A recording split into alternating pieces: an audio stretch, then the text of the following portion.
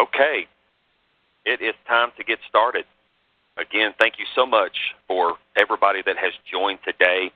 Very excited out of the gate with how many of you have joined us today and how many registered for this webinar. So very excited. I know it's the last day of the month, and I want to thank you so much for taking time out of your day, as all of you I know are trying to close out your month.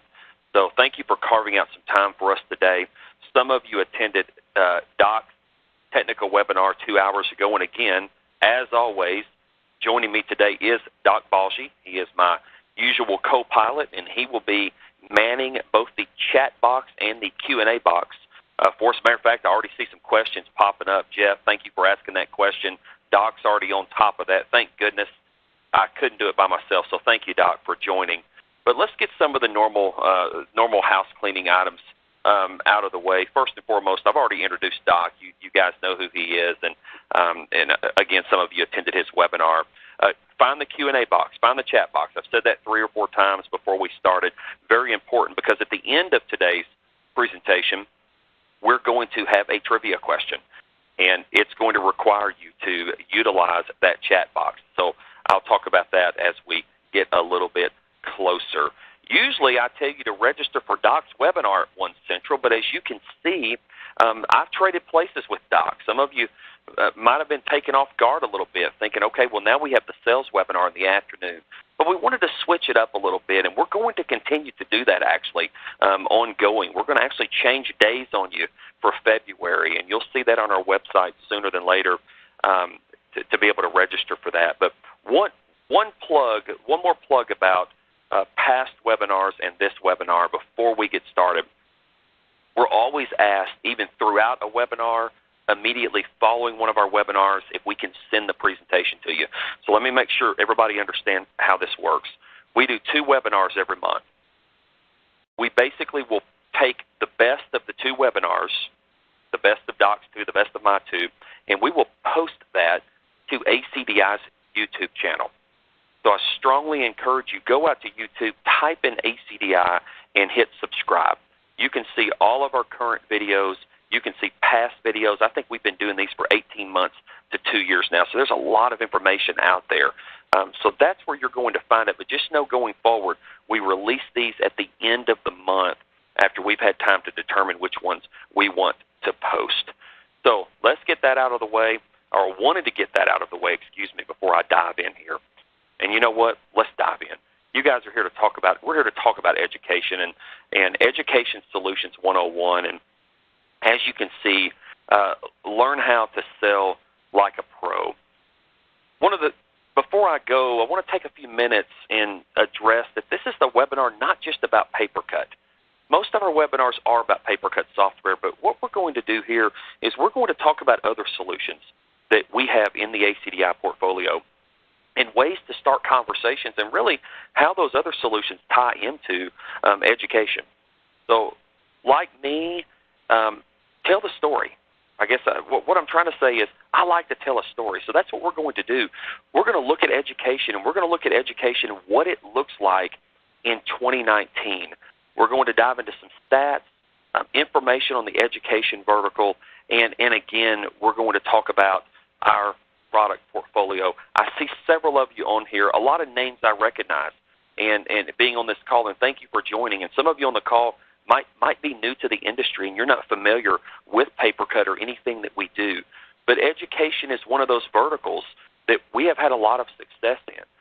Papercut got its start in education. Now, that's not the only area that we play in, the only vertical. We fit everywhere. But we're going to solely focus on education today. The first thing I want to focus on is what you're looking at on the screen. I said just a few minutes ago, I'm going to tell a story. And why am I telling a story? This is what I have found in my experience. And I can go back 8 years of training on Papercut and talking about Papercut. Sometimes it's better to know the environment that you're walking into before you go. You guys aren't just selling Papercut. You're selling your hardware. You're selling document management. You're selling scanning. There's a lot of things that you're doing day in and day out. So maybe equipping you and knowing what you're walking into can help the sales process and can help have those questions to ask as you make observations and know what the industry looks like. But let's start right here. Everybody knows what this is a picture of. I won't tell you my age, but I'm in my mid-40s. Okay, I'm 45 years old. I'll go ahead and tell you. But this is something that I remember quite well. I remember composition notebooks like it was yesterday. I can remember going school shopping and getting a composition notebook and being excited about that and having one for each class, or maybe we had those binders, or and some of the kids use those today. I'll admit it, but I want to start here by saying that this is a little bit old school, if you will. This is old. This isn't really 2019. Maybe it is a little bit. My kids actually, I have an 8th and a 9th grader, and they do write things down. We have to buy them pencils and pens and everything. But you know what? I'm starting to see this go away slowly but surely. Goodness, there's no telling what education is going to look like in 10 years. But I guarantee you, in the time that I've been in this industry, I've seen solutions such as Papercut change over the years. So we have to know that the education vertical is going to change. So we're talking a little old school here with the composition notebook. So let's transition into, what does a 21st century student look like? Guys, this is very important, just in my opinion, because who are we selling to? Well, we're not necessarily selling to these kids that are going to these schools, whether it's K-12, higher education. But guess what? The people that you're calling on, this is who they're trying to accommodate. They're trying to accommodate the Generation Z. Quite frankly, before I did my research, I had no idea what the generation was called. But between 1995 and 2009, just take a quick read there. You can see what they're used to. Look at that. Most do not remember life without the internet. It's funny. I was having a conversation a few moments ago with one of my coworkers that's in his late 20s, and we were talking about when he was born versus when I was born, and how different things are, and how different things are now. And then let's look at Generation Alpha. I really didn't know what this newer generation was called, but since 2010, look at this. They're younger than smartphones. The iPad, 3D television, this is all they're going to remember. They're not going to remember, or probably not even know, about that old composition notebook. So what's the point of this slide? Who are we selling to? Do we have the audience in mind when we're speaking to them and trying to sell them solutions that make sense for Generation Z and Generation Alpha? That's the question. Or are we trying to sell and talk about things the way we used to do it 25, 30 years ago? I don't know about you, but I've had to learn to change and adapt to my environment and be nimble. And I believe that's what we all have to do. So knowing our audience and knowing those contact people that you're calling on, this is who they're catering to. Let's keep going. I love these stats. This reeks of opportunity. That's why we put this here. 98,000 public schools. That includes 6,700 charter schools. I'm about to show you a pretty amazing stat here in a few minutes that you're going to need to remember. Over 26,000 secondary schools, 34,000 private schools. Now, that's in the fall of 2015. You can see my source down there in the bottom right-hand corner.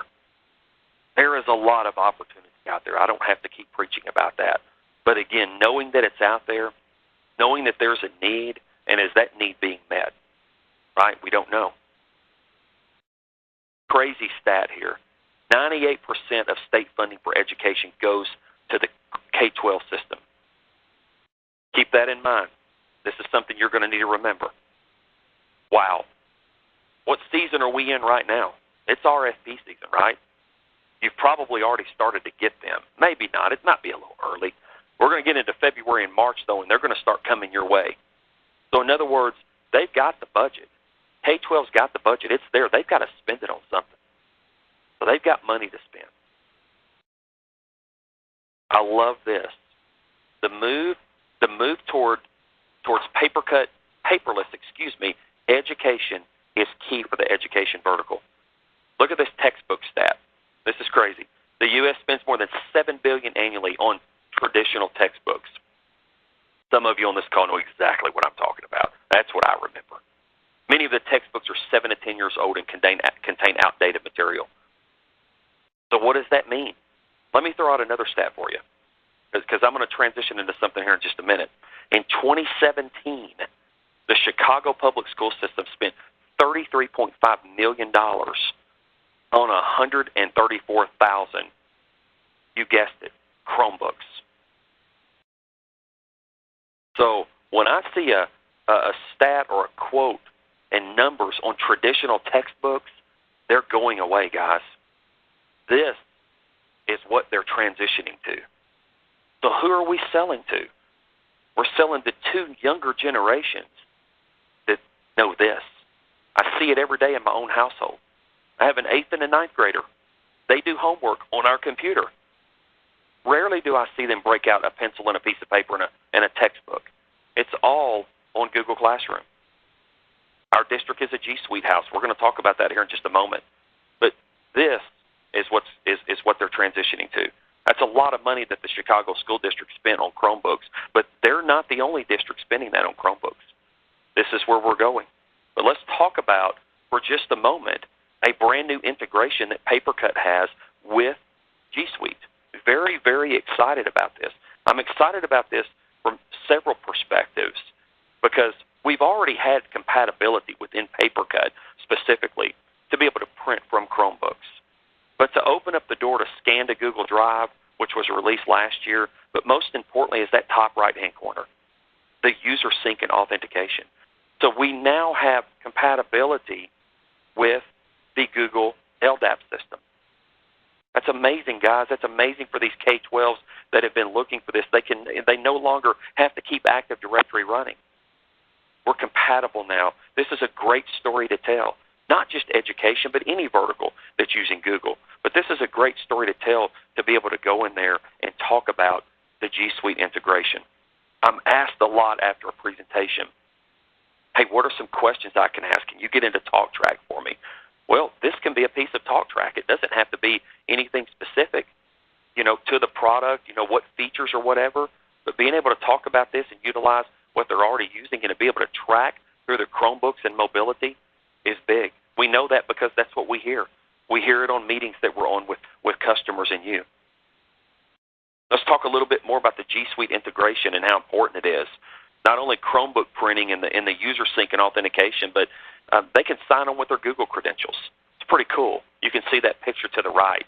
Being able to sign in on the user portal, the admin portal, or a Chromebook, again, it's just like we use social media, the ability to sign on with multiple, with already existing usernames and passwords. Very seamless, very 2019, things that these students are used to doing. Very important. Big news when this was released. We're very excited about that.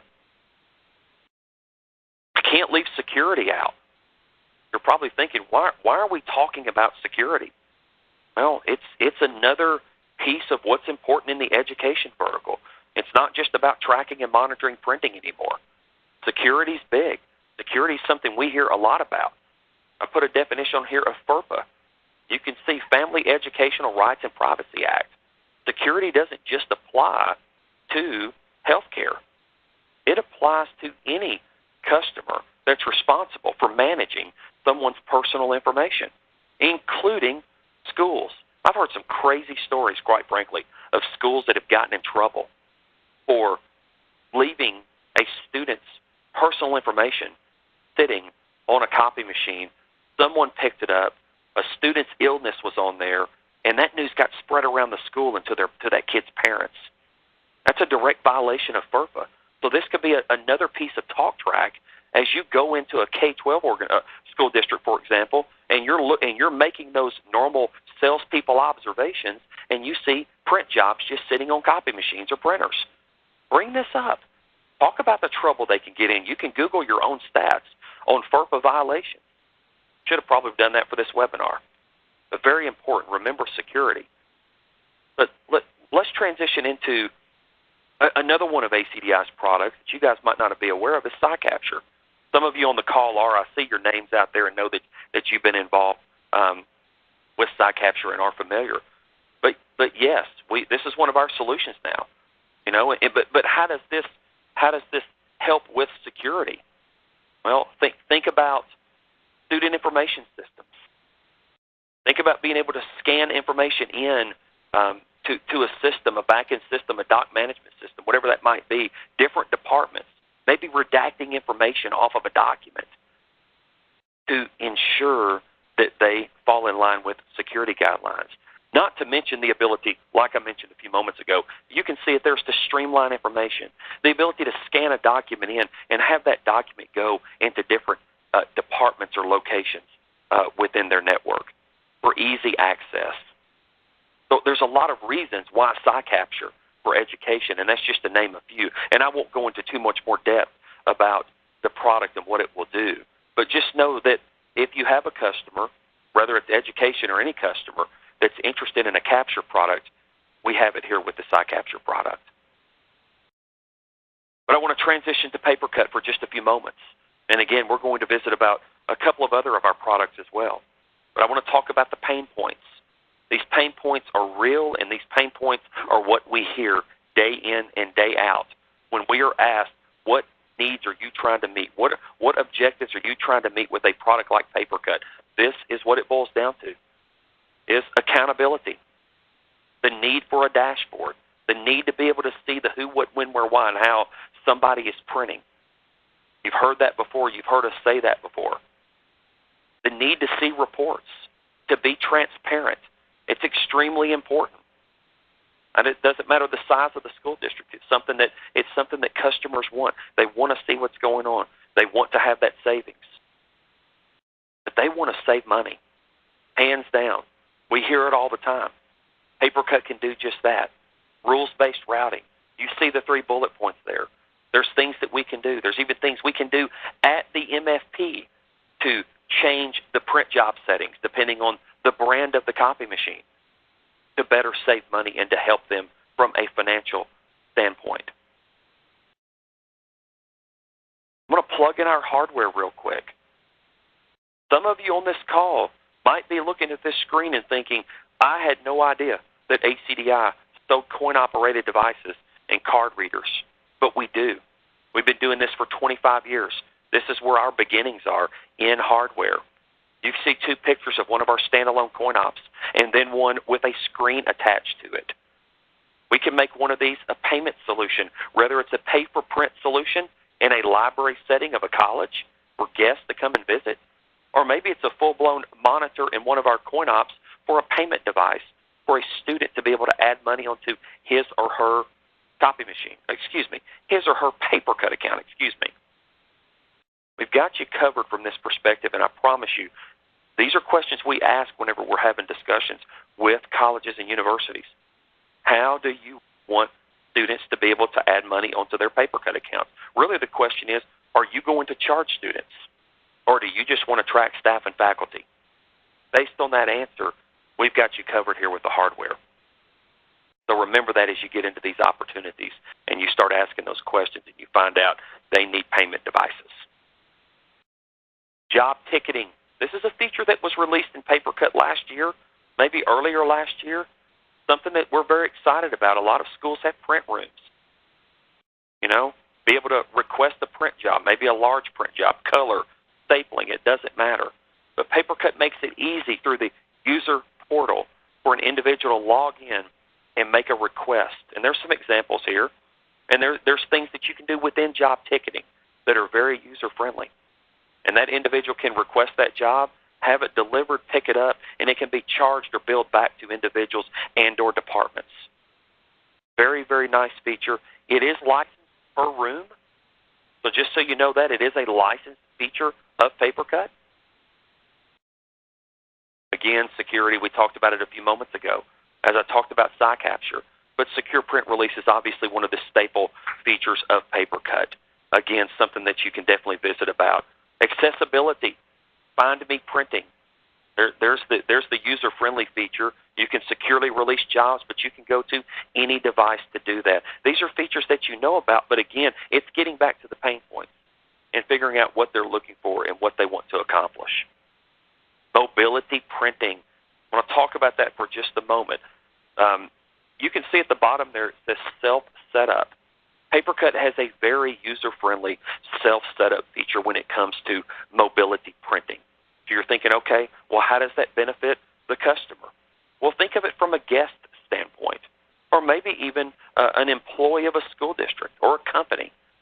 The ability to log into a portal, easily set up the device that you're using, whether it's Windows or Mac, and go through maybe a 3 or 4 step process, if I'm not mistaken, and be able to already have print queues. Maybe it's the Find Me queue, maybe it's a direct device that you're going to print to, but it's already set up and configured on the back end from the administrator of the school district, for example, and then that user can walk in, pull their laptop out, and have the ability, or their Chromebook, and have the ability to print through their system and have those jobs tracked as well.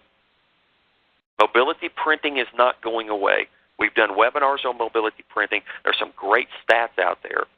But getting back to that Chromebook stat, that 60% number that you saw, and how much money the one school district spent, they're out there, and the need to print from a mobile device, and that mobile device, again, could be a laptop, is there. We also have Printer On. Printer On, especially for your off-network mobility printing needs, this is a great product. So if you do have a customer specifically that wants to print off-network, because that's not something that Papercut will do, Printer On is a great choice for that, and also fits in some other verticals as well. We're still on accessibility, and we are getting close to wrapping up, guys, so stick with me. Thank you so much for hanging in there. Talk about scanning for just a moment. We've had a lot of scanning features be released in the last year or two with Papercut. Some of these features I use every day, but there is a feature called integrated scanning. There's a picture to the right there that's basically what it looks like when you log into a copy machine that is utilizing the integrated scanning feature. It's easier to navigate. You have print release device functions or scan actions. Those scan actions could include many different things: email, scanning to Google Drive, Dropbox, scanning to a folder, whatever that might be. But Papercut makes scanning to specific destinations very easy and user-friendly for your customer. So maybe it's scanning that you talk about from an accessibility standpoint as you are talking to your customers. A lot of great information here, guys, and I'm disappointed that I'm not able to share with you today a video that we had ready to show you, the case study. I'm disappointed because our WebEx just would not play it correctly during the last meeting, so we wanted to just remove it, but go to our YouTube channel. Go to our YouTube channel again. That's ACDI. Subscribe to that YouTube channel, and that video is on there. It's the Little Rock School District is the case study. So our apologies if you heard through the grapevine that we had a video to play, but it just was not working properly through WebEx. And again, who is ACDI? Some of you on the call know who we are. You know our sales team, you know our professional services team. But it's very important that for those of you on the call who are new to us, you don't know us very well, maybe you're new to the industry and getting to know us, reach out. You're going to see my email address put in here after the trivia question. Reach out to me if you don't know who your rep is. I'll be more than happy to get you in touch. We are here to help and look forward to hearing from you.